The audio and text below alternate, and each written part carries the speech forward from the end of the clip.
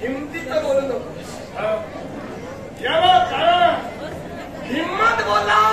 हिम्मत बोलण्याच्या फळाची कारण युग सम्राट माझं चालू असेल आणि युग माझं चालू असल्या कारण मी हिमतीचं कधीही बोलू शकतो. मी नाही म्हणत नाही. हे कलिदेव तुझा म्हणणं योग्य. युग तुझा आहे म्हणून जर का तू हिम्मत बोलत असतील, युग तुझा आहे म्हणून तू बोलत असतील तुझी हिम्मत, तर क्षणात हात उतरवून ठेवी तुझी किंमत. हनुमंत कोणत्या पद्धतीनं कल्पविकल्पाच्या देवतेची किंमत उतरून ठेवतोय प्रत्यक्षानं पाहिजे आणि त्यासाठी पावलाबाजी जोर करली. याला कारण केवळ इतरत्र साऱ्या ठिकाणी कलीचा प्रभाव या कलिदेवतेने दाखवून दिलेला भयन केवळ नाही की अयोध्या आणि त्या अयोध्येत सम्राट गौरव करण्यासाठी मी कल्प ठरलो. अयोध्येचं राष्ट्राची तुझं आणि कली शक्तीचं महाद्वंद्व झालं आणि त्या महाद्वंद्वात समजत माझी पावले जोडली. सामत कराचा बोध करतो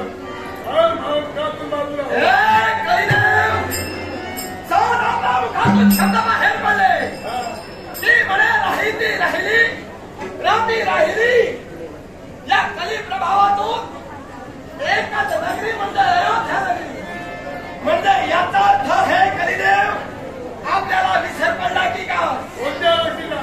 याच्या पूर्वी सुद्धा एक वेळ या अयोध्येच्या ठिकाणी आपण आपल्या कलीच्या प्रभावानं या ठिकाणी प्रमाणाखाली त्यावेळी आमच्या या युगाचे युगपुरुष म्हणून आमचे प्रभू नटले होते. प्रभू रामचंद्र त्रेतायुगाचे युगपुरुष होते. पण युगपुरुष असताना सुद्धा काही गोष्टीला प्रभूंना सुद्धा नियतीच्या न्यायाला अनुसरून, काळाच्या कायद्याला अनुसरून काही गोष्टींची वेदा मर्यादा जपू माघार घ्यावी लागली. त्यामुळे युगाचा युगपुरुष तू असलास म्हणून तू एवढा मातू नकोस, गर्व करू नकोस. प्रत्येकाला वेदा मर्यादा दिलेला आहे, त्याचं उल्लंघन कुणीही करू नये. हे हनुमंत केवळ अयोध्येत प्रवेश केल्यामुळं तुझ्या प्रभूला 14 वर्षांचा वनवास भोगावा लागला. आता सरळ आला. याला कारण त्याला वनवास भोगावा लागला म्हणून तुम्ही उजेडात आला. हे केवळ घडलं या कलिदेवामुळं. त्यामुळं या कलिदेवतेचे उपकार तुझ्यावर विसरू नको. म्हणजे त्यावेळी जे तू प्रभाव टाकलास त्यामुळे आम्ही उजेडात आलो. आणि म्हणून याला कारण मी जर मंथरेत प्रवेश केला नसता, मंथरेनं जर कैकेयीला मिठी मारली नसती तर रामाला 14 वर्षांचा वनवास भोगावाच लागला नसता. रामाला 14 वर्षांचा वनवास भोगावा लागला नसता. पण सीताबाईचं चौर्य कर्म झालं नसतं. सीताबाईचं चौर्य कर्म जर झालं नसतं तर तुझ्या आणि प्रभू रामचंद्राची भेटच झाली नसती. आणि तुझ्या आणि रामचंद्राची जर का भेटच झाली नसती तर तुझं यज्ञ पवित्र आणि गुप्त कोपी ही कुणालाही कळली नसती. त्यामुळे कलिदेवाच्यामुळे तू तुझ्याला झालास. माझ्या मुखातून हे कलिदेव साम्राज्याच्या ज्या गोष्टींचा उल्लंघन तुझ्याकडून होत आहे यावरून असं माझ्या लक्षात आलं, नाक दाबल्याशिवाय तोंड उघडत नाही. क्षणभर प्रथम तुझा नाक दाबण्याचा प्रयत्न केला, आता पोपटासारखा प्रसंग सांगू लागला. प्रथम त्यावेळी तुझ्या मुखात एक शब्द होते की एकच माझ्या कराला छायापासून राहिलेली ही अयोध्या, या अयोध्यात मी याच्यापूर्वी आलो नाही असं तुझं म्हणणं होतं. पण आता क्षणात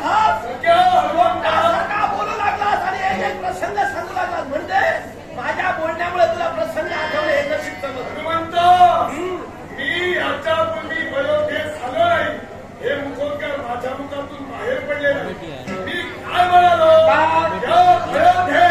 शिरकाव करण्यासाठी माझी भावना पडली हे मुखोट्या माझ्या मुखात आता ते झाले आता ते सांगतोय गरीब प्रभावापासून एकच अशी नगरी शिल्लक राही असा आपण बोलला म्हणजे याच्या पूर्वी तुम्ही अयोध्येत आला नाही सिद्ध झालं याच्यापूर्वी अयोध्येत आलो होतो त्याच्यानंतर अयोध्येतून माघारी सुद्धा गेलो आणि पुनश्च अयोध्येत शिरकाव करण्यासाठी मी प्रसंग शोधत होतो आता तुम्ही संधी शोधत होतो ती संधी शोधत मिळत नव्हती आज मला आलो आता मी असं म्हणेन तुम्ही पूर्ण शुद्धीवर राहून बोलत आहात बोलण्याचा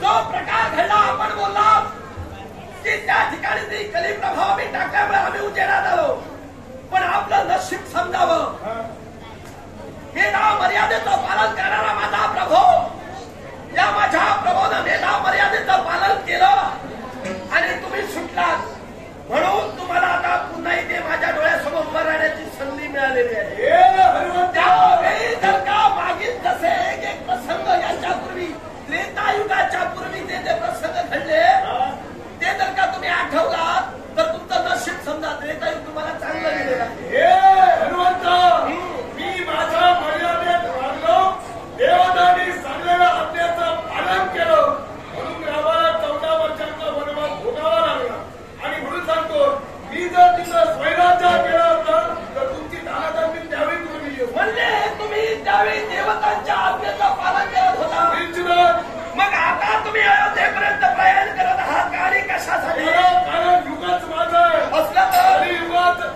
कलिदेवा त्यांचा युग असल्यामुळं सर्वत्र ठिकाणी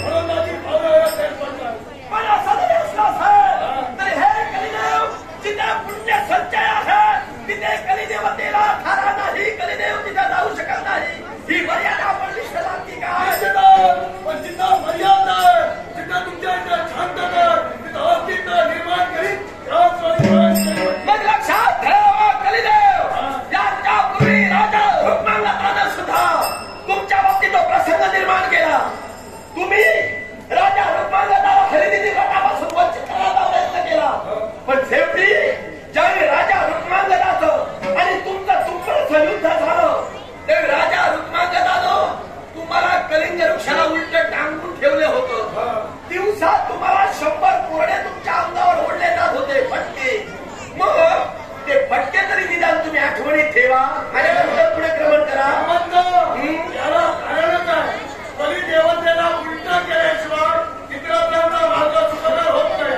आणि म्हणून त्यावेळी मी त्यांच्या मर्यादेत असल्यामुळं मला उलट टाकून ठेवण्यात आलं तिथं युगच कलिदेवाचं तिथं कुणाची हिंमत होणार नाही देवतांना ते शक्य होणार नाही म्हणजे तुम्हाला उलट टाकून ठेवलं तुम्हाला फटके दिले म्हणजे या जनमानसाचं चांगलं घडलेलं आहे म्हणजे तुमच्या बाबतीत हेच करणं योग्य आहे तुम्ही त्याच योग्यतेचे आहार आणि तुमच्या बाबतीला आम्ही करायला तयार हनुमंतराव निर्णय कोणत्याही पद्धतीने घे मागील गोष्टी घडल्या युगाच्या ठिकाणी ज्या गोष्टी घडल्या त्या कलियुगाच्या ठिकाणी घडतील लक्षात ठेवा नाही कलियुग हे संपलं माझं आहे मी सांगेन त्याच पद्धतीने घडेल पण मी तेच म्हणालो कलियुग असलं म्हणून काय झालं त्या युगाला सुद्धा वेदा मर्यादा ठेवलेली होती वेदा मर्यादेचं पालन प्रत्येक युग पुरुषानं त्या केलेलं आहे मग असं असताना तूच काय करणार नाही त्या तीन युगात माझ्या स्वतःचं लिंग आणि माझी स्वतःची जीव मी स्वतःच्या हाती धरून बंधनात होतो तिथं मुक्त झालं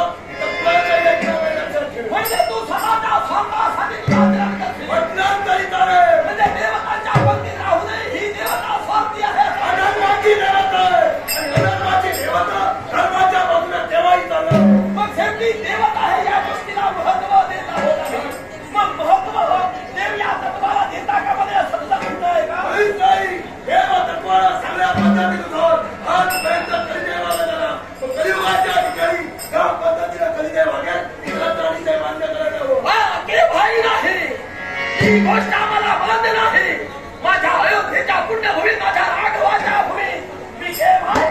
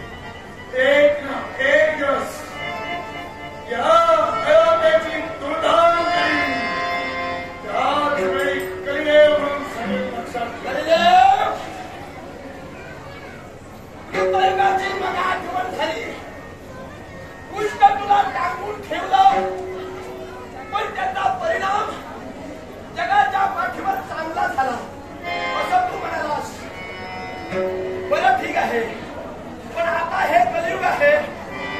आता कलियुगाच्या ठिकाणी उलट टाकल्यामुळे त्याच्या परिणामाचा विचार केलास का? नाही तर का विचार येतो हे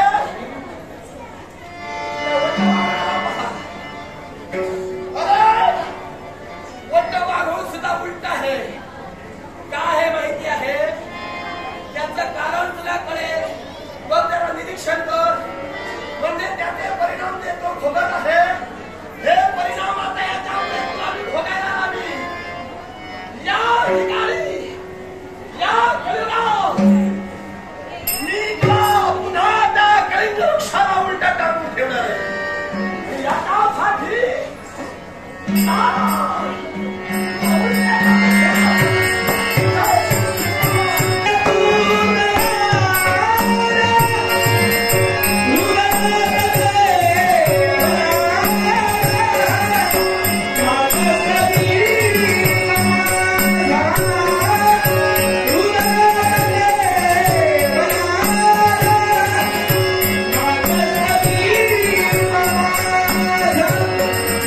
भगवान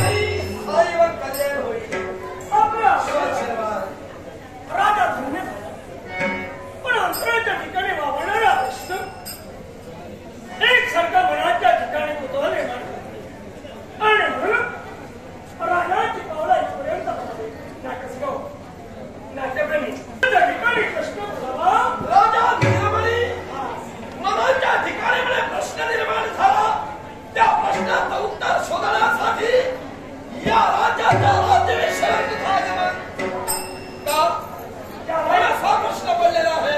प्रश्न एकच, पण कर्माची देवता कलिदेव आणि त्या कलिदेवतेला आपण हे बंधन केला. परिणाम गोष्ट खरी आणि बंधन करून ठेवला ते कुठंच तर आराध्याच्या राष्ट्रविश्वास त्या कलिदेवतेला आपण काढून घेतला. योग्य. मग माझ्या कर्माची विनंती आहे. विनंती कोणती विनंती? विनंती कशासाठी असेल तर त्या कलिदेवतेचा त्रास मला विनंतीला होते.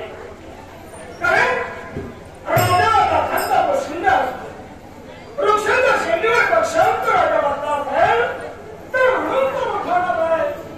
तर त्याला या वेळी इतर शांती काळजी घेतली असेल तर त्या राजावरून सांगण्याचा अधिकार येते. देवावर सत्य आहे.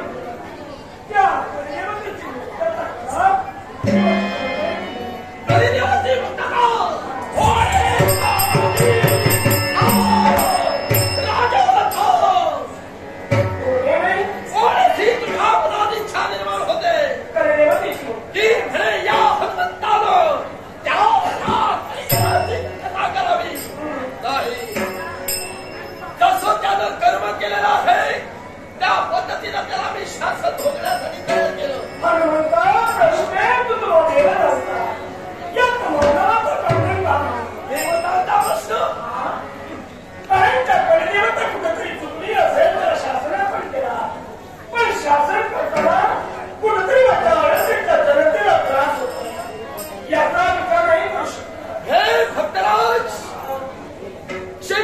कलिदेव कोण याची जाणीव तुला आहे?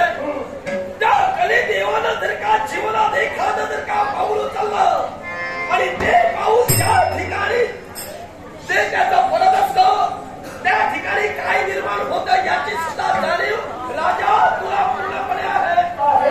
मग असं असताना या सर्व गोष्टीची जाणीव असणारा राजा आज त्या कलिदेवाला मुक्त करा असं म्हणतोय. म्हणून तुला आश्चर्य वाटत आहे. रात्री मध्यरात्रीच्या वेळी दिवसा म्हणा मध्यरात्री म्हणा कलिदेवतेचं रडणं आहे ना त्या रडण्याचा त्रास माझ्या जनतेला होत आहे. लहान जनता भयभीत झाली आणि त्याला भयभूत बनवलं. त्या राजाचा भीत नाही का? राजा त्या कलिदेवाचा ते ओरडणं आणि ओरडण्याचा त्रास जर का तुझ्या राजातील चांगला असेल पण त्याच्या गोष्टीचा परिणाम तो परिणाम जर का भोगायला जर का तुझ्या राज्यातील जीव तयार झाले तर ते मात्र परिणाम तुला असहाय्य होणार आहे आणि तुझ्या राज्याचा तुम्हाला सुद्धा आणि भविष्याचा विचार राजाने जीवनात कधीही केला नाही. जे काही जाणवलंय ना ते याचा विचार राजा आपल्या जीवनात करतो. पण आता तो माझ्या जनतेला त्रास होतोय तो कुठेतरी थांबवायला आलाय. पण पुढे काय होईल याचा विचार राजाने नाही जीवनात केलाय. मग राजा जनतेचा सामना करणारा राजा जर का जनतेच्या भविष्याचा जर विचार करत नसेल तर तो राजा तत्वाला डाग नाही का? या पद्धतीनं जनतेचा हित तू पुढे घडवणार आहे तर विचारच केला नाहीस. मग आपण त्या भीतीनं जर का माझी डाग जनता मरणे पावली तर भविष्याचा काय उपयोग राहिला? पण जर का मी असं म्हणेन कलिदेवतेच्या ओरडण्याचा एवढा त्रास होतोय पण मागील गोष्टीची आठव कर. अरे जो प्रसंग याच्या पूर्वी सुद्धा या अयोध्येच्या पुण्यभूमीत घडला याच्या पूर्वी अयोध्येच्या पुण्यभूमीत घडला जो प्रसंग घडला त्या क्षणाला देवतेला त्या कलिदेवतेला शासने दिलेलं शासन दिलं जनतेला सुद्धा त्रास झाला आणि तो त्रास जनतेला असहाय्य झाल्यामुळे राजा सुद्धा काही करू शकला नाही. मी असं म्हणाला भविष्याचा विचार करत नाही. तुम्ही देवा तुम्ही सर्वला शक्य आम्ही तर म्हणत मानव. मग आता जर काय म्हणताय ना त्याचा विचार नको करा. पूर्णपणे आणि म्हणून प्रसंग डोळ्यासमोर राहील त्या प्रसंगाला राजाला धैर्यानं तोंड द्यायला उज्ज्वल करावं राजाची जर का मनोमन इच्छा असेल भविष्याचा विचार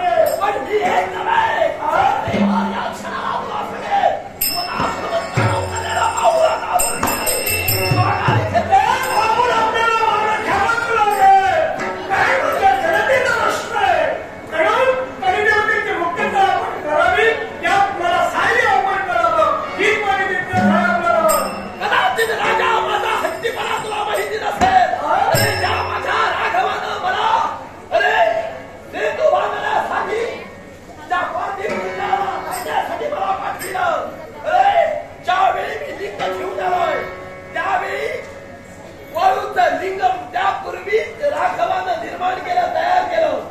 मला येण्यासाठी विलंब झाला, पण माझ्या हट्टासाठी राघवानं हनुमंतेश्वर लिंग स्थापन केलं.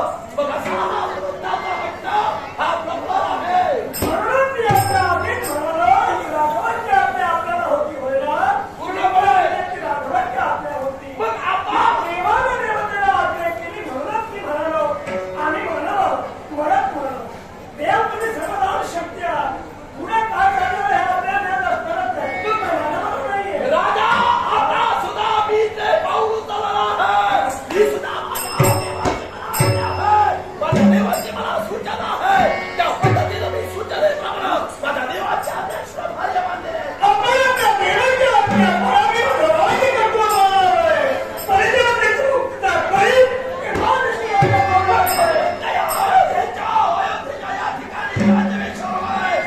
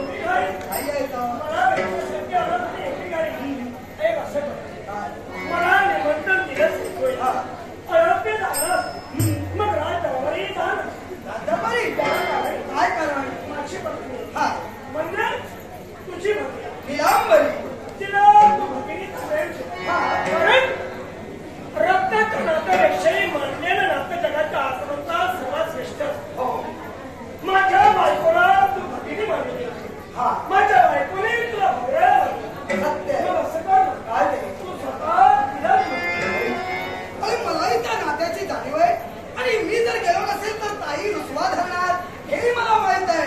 पण काय आहे, तुझ्या प्रमाणे देखील एक जबाबदार पुरुष आहे. ताईच्या मनाची समजूत तू काढू शकतोस.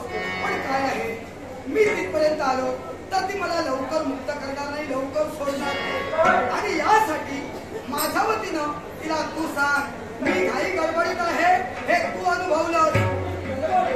याला कारण आहे. अरे मी जर समजा आणि मी जबाबदारी रक्षण माझ्या हाती आहे. जनतेच्या रक्षणासाठी मी इथं आहे तेव्हा तू असं कर. तुझ्या तर मनात जर का विचार बदलला तिला निमंत्रण स्वतः दे. या क्षणाला माझ्या वतीनं ताईला सांग की येऊन गेलो.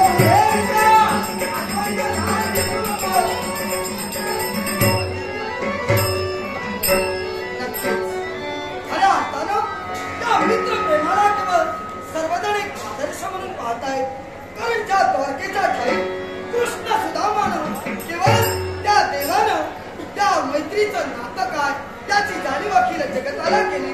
मग त्याच देवाधिकांचा शुद्ध पवित्र आदर्श घेऊन आम्ही केवळ एक मित्रत्वाच्या नात्याला केवळ जागृत अवस्था देण्याचा प्रयत्न करतोय. पण माझा मित्र गेला. ताई आपलं केवळ मन नक्कीच माझ्या बाजूला दर्शवेल आणि मी आलो नाही, तुम्ही राजावला नाही तेव्हा मला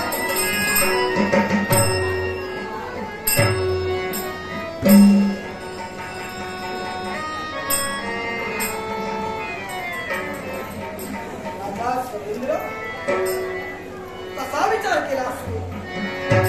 निलांबरी तुझी ताई अरे सहज हे मान्य करेल की तू गेला नाहीस आणि तुझं कर्तव्य श्रेष्ठ आहे हे शब्द जर का तिला ऐकले तर नक्कीच तिच्या मनाला ते सहन होणार नाही. कारण अवघड आहे. आतापर्यंत ज्या त्यावेळी अयोध्येत प्रवेश झाला त्या त्यावेळी केवळ या विश्वात रक्ताच्या नात्यापेक्षा मानलेली नाती सर्वश्रेष्ठ आहे याचा शुद्ध पवित्र आदर्श देणारं आमचं भावा बहिणीचं नातं. आणि मी जर का तिला भेटलो नाही असा एकही दिवस मी अयोध्येत आल्यानंतर केवळ आला नाही. आणि आजच्या दिवशी जर का मी अयोध्येत गेलो नसेल तर माझी ताई कसला विचार करताय. तरी मित्र गेला, मित्र सांगेलच सांगेल. पण सांगते माझ्या ताईला त्या गोष्टीची